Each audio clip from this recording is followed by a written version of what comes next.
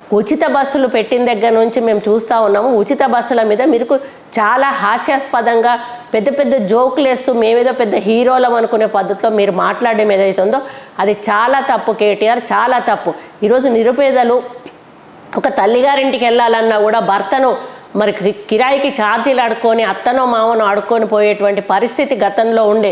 ఏదైనా హాస్పిటల్కి వెళ్ళాలన్నా కూడా వాళ్ళ దగ్గర కనీసం బస్ కిరాయి కూడా ఉండేటువంటి పరిస్థితి ఆ రోజు లేదు.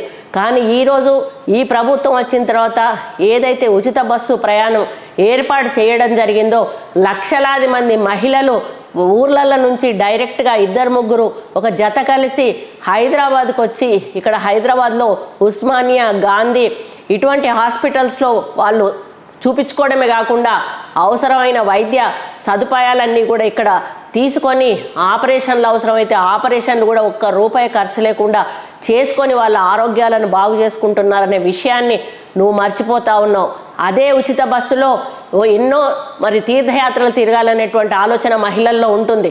కానీ వెళ్ళాలంటే ప్రజలకు డబ్బులు లేక వాళ్ళ దగ్గర మరి అడుక్కోలేక దేవుడి మీద భక్తి ఉన్నా కూడా పోలేనటువంటి మహిళలు ఈరోజు ఒక గ్రూప్ లాగా తయారై ఈ తీర్థయాత్రలు తిరిగి దేవుళ్ళందరినీ కూడా దర్శించుకొని రావడం జరుగుతూ ఉంది. అటువంటి మహిళలను పట్టుకొని ఈరోజు నువ్వు బ్రేక్ డ్యాన్స్లో, రికార్డింగ్ డ్యాన్స్లో అని మాట్లాడడం ఏదైతే ఉందో వాళ్ళను పూర్తిగా మహిళా జాతిని ఈరోజు నువ్వు అవమానపరిచినట్టుగా నేను భావిస్తూ ఉన్నాను. ఆ అలవాటు నీకుంది. నువ్వు అధికారంలో ఉన్నప్పుడు మరి బ్రేక్ డ్యాన్సులో నువ్వు క్లబ్బులలో, పబ్బులలో వేసినటువంటి అలవాటు నీకున్నది, ఆ యొక్క చరిత్ర నీకున్నది.